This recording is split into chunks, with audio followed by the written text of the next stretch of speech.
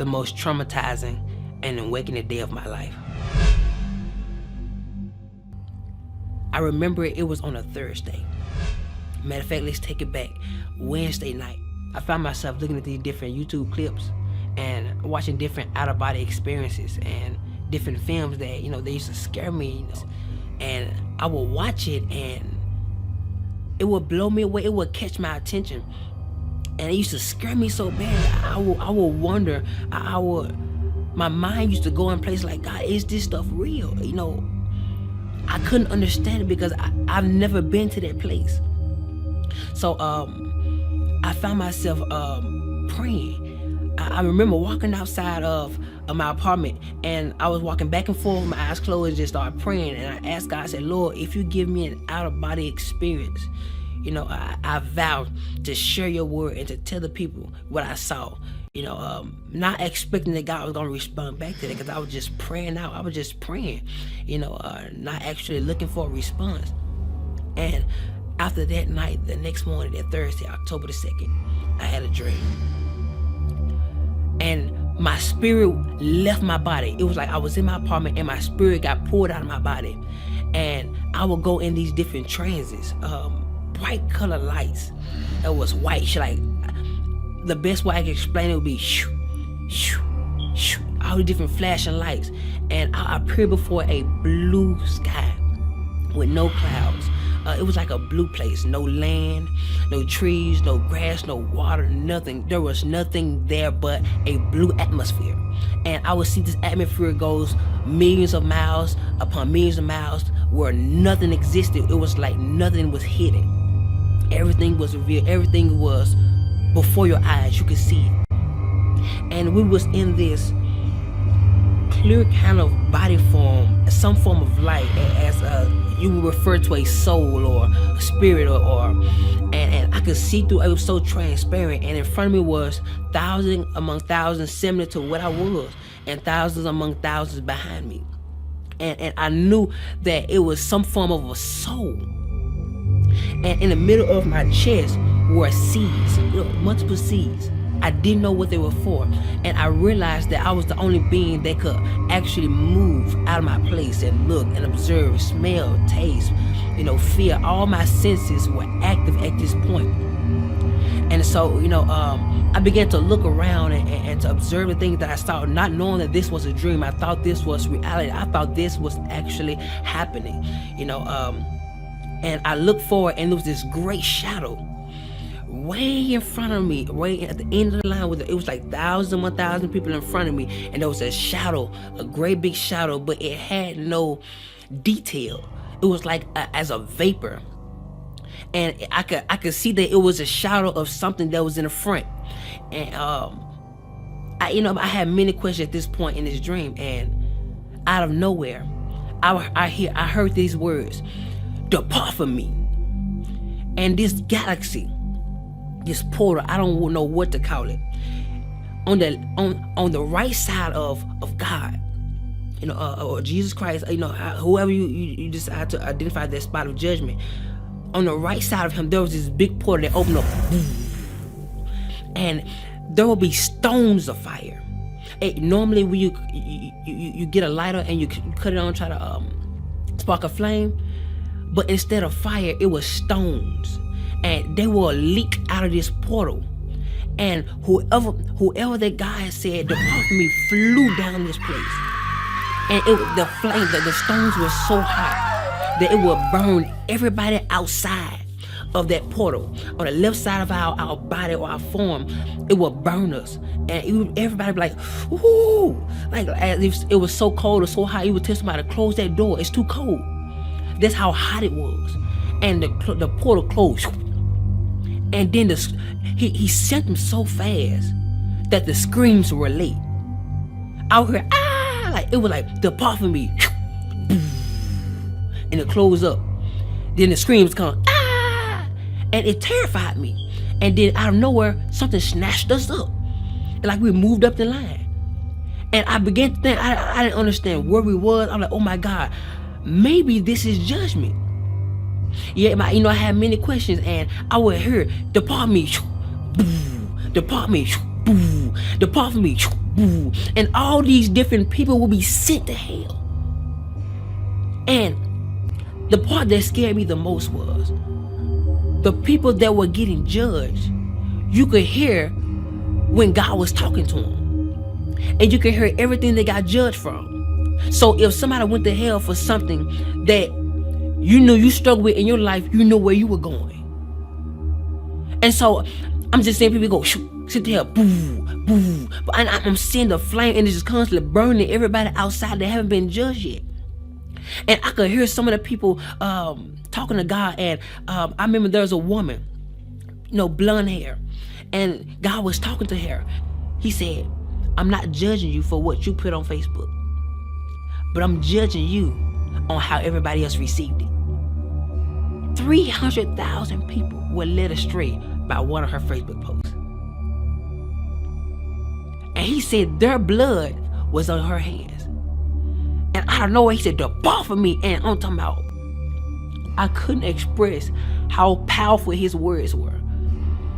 It's as if he said, depart from me, and everything shook. Boom. And she was sent with great force. And the portal opened up. Boom. She would go flash. And it would close. And the screams were so late, it terrified me. People, adultery, fornication, so many different things that I could actually hear. And people in front of me were terrified because a lot of those people were struggling or went through the same situation, and they never repented. So 1,000 sent here. They would flying. They was flying so fast. I've never seen something so fast. And it got to the point where I was next in line, and he called me up, and he started talking to me. And keep in mind that our life held us hand to hand. So anything we did in our life, our life testified against us. So you couldn't lie because your life testified. Say, yes, you did this at this time, yes, you did. And whenever God would speak to me, you would see a big screen, like you would see as if whatever God says, it comes to life. And so he started talking to me, and he started telling me everything that I could have did better.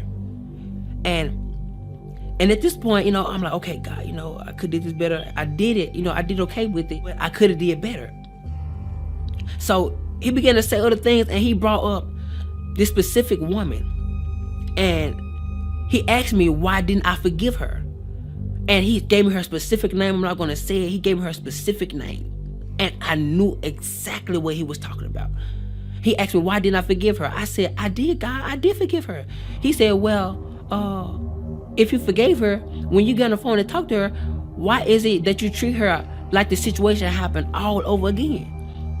And I'm like, God, but I did forgive her. He said, well, if you forgave her, why are those seeds still in your chest? And I looked down. I was like, oh my God. That's what those are for. Those are seeds of what I did in my life. The things I didn't forgive. So he was talking to me, and I was like, oh my God. And he told me, he looked at me and said, because you didn't forgive her, I didn't forgive you some of your sins. And I was like, oh my God. And he started telling me so many other things, and he ain't told me not one good thing yet. And at this point, I'm getting terrified because my mind is starting now going to a place where I'm imagining how hot this fire is going to be when this portal open. And so, I'm scared. I didn't know how to explain how terrified I was. Words can't describe. When you meet God face, words can't describe how terrifying it is to look your Creator face to face. Where there's nothing hid from Him. There's nothing. Your inner thoughts are revealed before Him. Your perception, how you feel, everything that you hosted in this body is presented before Him. And so, I got to a point where I didn't want to hear God no more. I was really turning my head because I was afraid that, it's already made his mind up. I was so afraid. And so I turned my head, and he would just constantly tell me everything that I didn't do right, or I should have did better. And at this point, I knew I was going to hell. I knew it. I was fully persuaded that this was it. So I turned my head, and I was like, I don't want to hear no more of it. My mind, I'm just I'm just really trying to imagine how hot hell is gonna be. I'm like, oh my God, Lord, I have no more chance. If I go down there, I can't come back. Like, Lord, please don't send me to hell. Please, like, God, please, I'm begging you. And I'm more terrified. I was more terrified than I can express. And so I turned my head, and at this point, I no longer wanted to hear what he had to say, because I knew at this point, I was going to hell. And I would have my head turned, and out of nowhere, there was this one feeling that would come over the interface of my soul.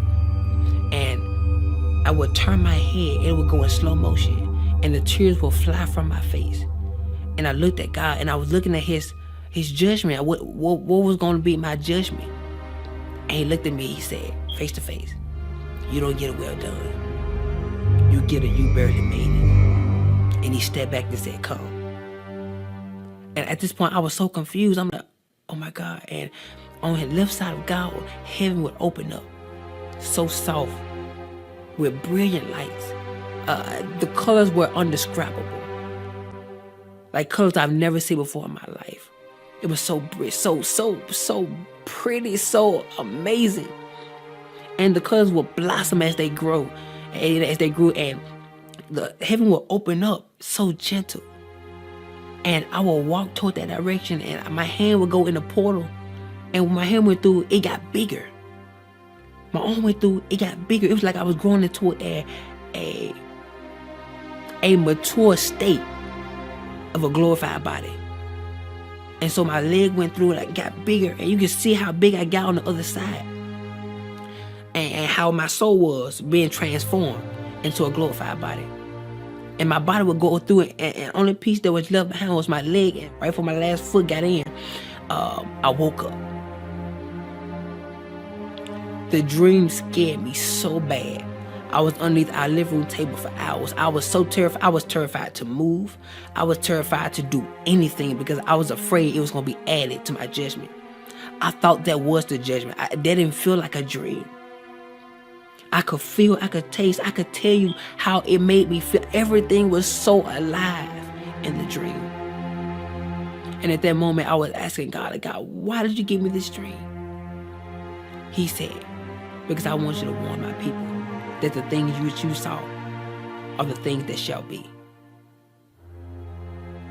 And I didn't realize that what I prayed for and the vow I made before God, that he was going to fulfill it. Now he's looking for my end to be fulfilled. So that's why I'm here talking to you right now. Forgive. Let go. I couldn't describe how many people that allow for unforgiveness to grow in them, and it caused a bitterness, which caused them to do things that they got judged for. That thing caused them not to make it to heaven. I was terrified. It was so many people went to hell. And it felt like I was the first one. Like God was, it was thousands among thousands of people in front of me. That is scary to me. So today I encourage you to get it right with God. Get it right with your fellow friends, your enemies, that church hurt that causing you to attack people in silence.